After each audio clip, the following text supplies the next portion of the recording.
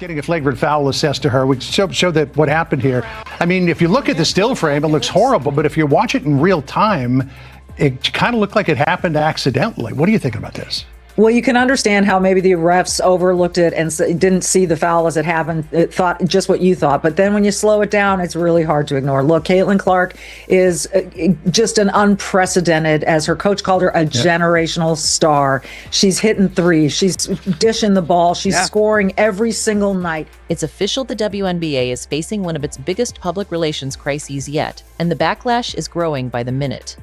Fan confidence has dropped sharply. Television ratings are under heavy scrutiny, and online discussions have exploded after a list identifying all 34 WNBA referees began circulating following another highly controversial game involving Caitlin Clark.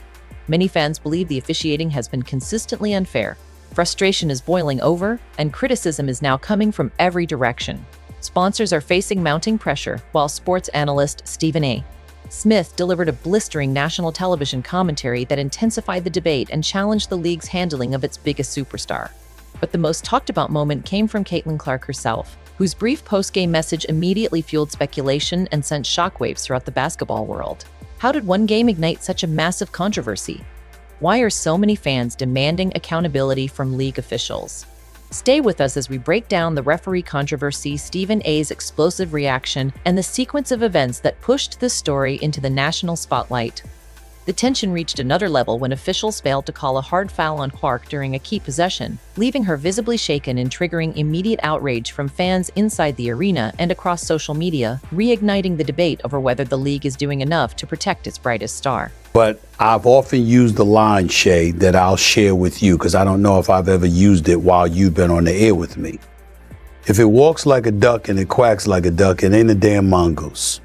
I've said that many, many times over the years. There is a flagrant level of resentment that exists when it comes to Caitlin Clark, and it has existed since she has arrived in the league. She is the cash cow. Just recently, a couple of days ago, I think, we saw her and another player, I think it was Elisa Boston or whatever, we saw them be the top 2 vote getters for the WNBA All-Star game so far. Every time you turn around, there seems to be something involved. What happened next sent the story into overdrive. Within hours of the final buzzer, claims began spreading online that information connected to WNBA officials had surfaced, triggering a wave of debate across social media. The conversation quickly intensified as fans revisited controversial calls involving Caitlin Clark throughout the season, compiling clips and statistics they believed showed a troubling pattern in the officiating. Whether coincidence or inconsistency, the growing collection of disputed moments fueled widespread demands for greater accountability and transparency from the league.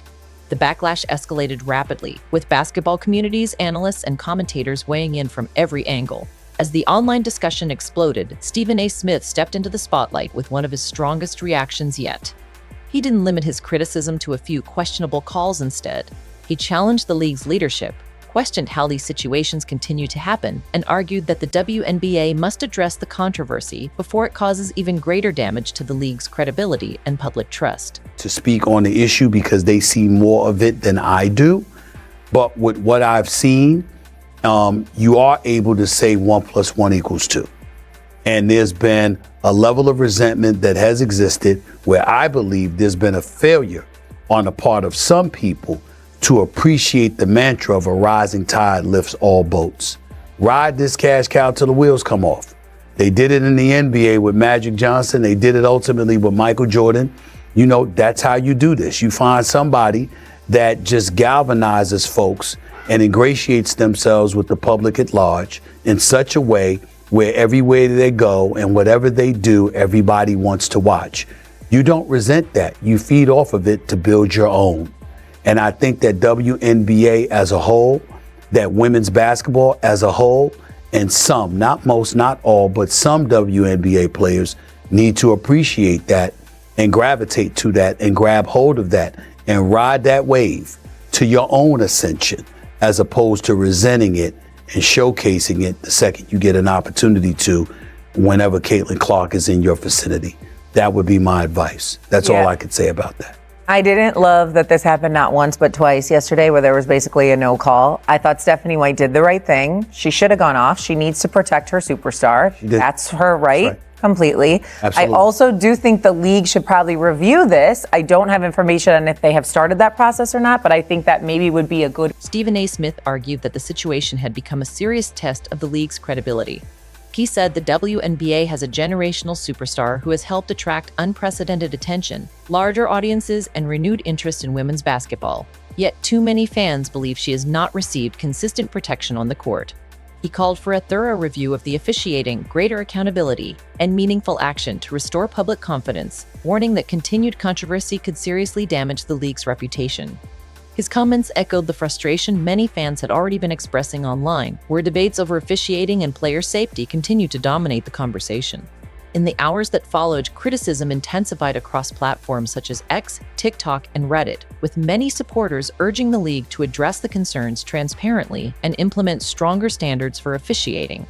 The growing backlash quickly became one of the biggest stories in basketball, placing enormous pressure on league officials to respond before the controversy overshadowed the season itself. We'll see how everything turned out for him, but this is not good when it comes to the referee's identity. Because I don't believe they had a script written for him. He was talking. This is how he felt for real. All right, ladies, your thoughts just as the league continues to work through what many perceive as consistency issues, especially when it comes to games being officiated, Lisa. Well, officiating is tough. I don't know if anybody's ever even tried to officiate. It's not the easiest game. It's one of the most thankless jobs you can do. But in this particular situation, I thought that the last official should have been able to catch that. I was actually watching this game and I was like, oh, wow, that was a bit much. So in that moment, I thought that the official missed the call. I'm not surprised that the league went back and fined Alyssa Thomas. But I think at the same time, it's tough to think that official would have missed that they didn't have a replay on it.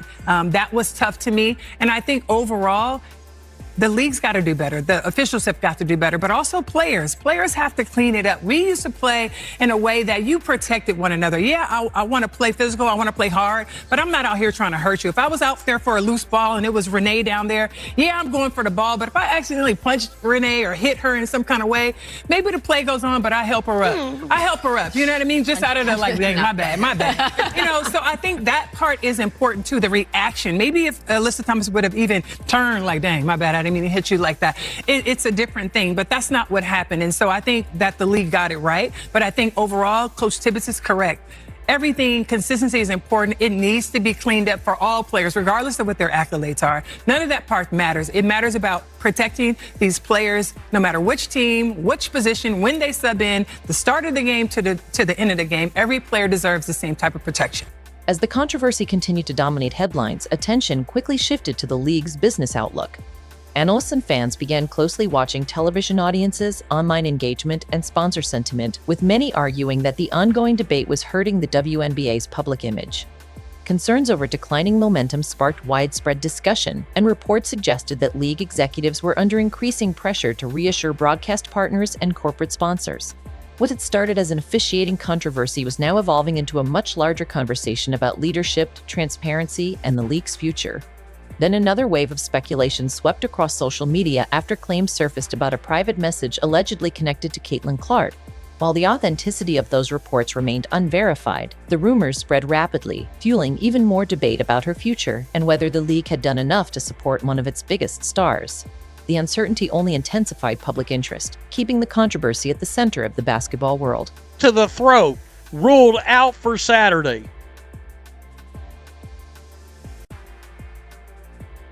And Stephanie White did confirm that, by the way. And she's made several comments. It makes you want to puke throughout, but we're going to listen to them nonetheless. Let's go here. Right here. Okay.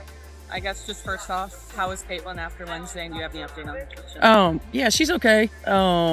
She's going to be out on Saturday, but she's doing all right. Do you have any indication right now of how long she will be out? No indication. Obviously, it's a good time because we have all week next week, so we'll take this opportunity just to get her treatment, get her healthy, get her back on the floor, and see what happens. I mean, you know, it's the same thing. Long-term health and wellness is the most important thing. Consider this precautionary. Like, is there any chance she could have played tomorrow? Or is there pain? How would you describe the decision? Yeah, I mean, I just think that, again, we want her to be healthy, physically, mentally, emotionally, all the things. And, I think it's important to remember, again, when you've gone through injury and the traumatic aspect of injury, especially that she had last year, it's ups and downs, physically, mentally, emotionally, and making sure that she's 100% ready to go is the most important thing. And her taking care of that is priority for us. I got to tell you, we are dangerously close to this league getting boycotted. That's where we're at. I saw rumblings of a boycott yesterday of a legit Caitlin Clark fan base across the board not watching the Indiana Fever tomorrow night. Not watching it. Just to send a message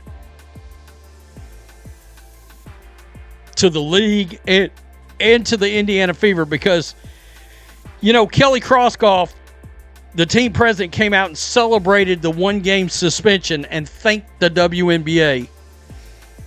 Kelly Krauskopf, you're a coward. All right? So's Amber Cox. So's Stephanie White. At what point are y'all going to get angry and be like, one game is a fucking joke? A one-game suspension is a joke. Alyssa Thomas should be suspended a minute. The appropriate response was anything between 10 games and the end of the season. Just get the bleep out of here. We don't need you. What in the big course of WNBA history and in Business 101, what is Alyssa Thomas to anybody? Nothing. Han scum. But once again, you got this incestuous intertwining, leg scissoring amongst members of the league. I mean, hell, Stephanie White's her old coach, for Christ's sakes. Everywhere Caitlin Clark turns, it's agenda in her face continuously. This is Stephanie White on her having coached Alyssa Thomas previously. Steph, having coached AT before, were you surprised by the incident? Yeah, I mean, I think that I didn't see it in real time. And so when I went back to see it, I was surprised. I was more surprised that it wasn't seen by the officials in real time. According to the speculation circulating online, the message reflected growing frustration with the physical style of play and the belief that stronger player protection is needed.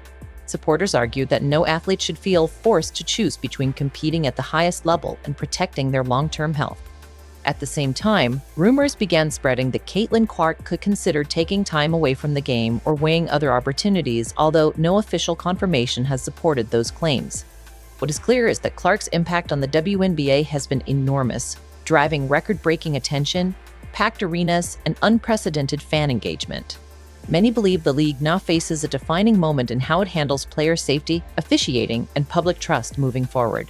If these concerns remain unresolved, the conversation surrounding the league could continue to overshadow the action on the court. Now it's your turn to join the discussion. Do you think the officiating has gone too far? And what changes would you like to see from league leadership? Share your opinion in the comments. Leave a like if you enjoyed the video, subscribe for more basketball coverage, and turn on notifications so you never miss our latest updates. As the controversy continued to dominate headlines, attention quickly shifted to the league's business outlook. Analysts and fans began closely watching television audiences, online engagement, and sponsor sentiment, with many arguing that the ongoing debate was hurting the WNBA's public image. Concerns over declining momentum sparked widespread discussion, and reports suggested that league executives were under increasing pressure to reassure broadcast partners and corporate sponsors. What had started as an officiating controversy was now evolving into a much larger conversation about leadership, transparency, and the league's future. Then another wave of speculation swept across social media after claims surfaced about a private message allegedly connected to Caitlin Clark. While the authenticity of those reports remained unverified, the rumors spread rapidly, fueling even more debate about her future and whether the league had done enough to support one of its biggest stars. The uncertainty only intensified public interest, keeping the controversy at the center of the basketball world. It's official, the WNBA is facing one of its biggest public relations crises yet, and the backlash is growing by the minute. Fan confidence has dropped sharply. Television ratings are under heavy scrutiny, and online discussions have exploded after a list identifying all 34 WNBA referees began circulating following another highly controversial game involving Caitlin Clark. Many fans believe the officiating has been consistently unfair. Frustration is boiling over, and criticism is now coming from every direction. Sponsors are facing mounting pressure, while sports analyst Stephen A. Smith delivered a blistering national television commentary that intensified the debate and challenged the league's handling of its biggest superstar. But the most talked about moment came from Caitlin Clark herself, whose brief post-game message immediately fueled speculation and sent shockwaves throughout the basketball world. How did one game ignite such a massive controversy? Why are so many fans demanding accountability from league officials? Stay with us as we break down the referee controversy, Stephen A's explosive reaction, and the sequence of events that pushed this story into the national spotlight. The tension reached another level when officials failed to call a hard foul on Clark during a key possession, leaving her visibly shaken and triggering immediate outrage from fans inside the arena and across social media, reigniting the debate over whether the league is doing enough to protect its brightest star. Stephen A. Smith argued that the situation had become a serious test of the league's credibility.